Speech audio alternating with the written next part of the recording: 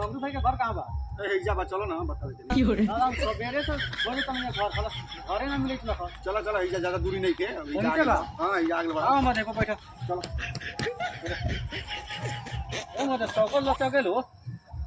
नया गाड़ी के सकल लचा दे दे बा पातर सकल लचा दे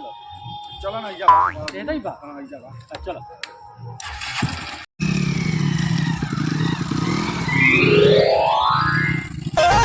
केहू दारू पियता केहू आबे भाई ये घर बा ये घर बा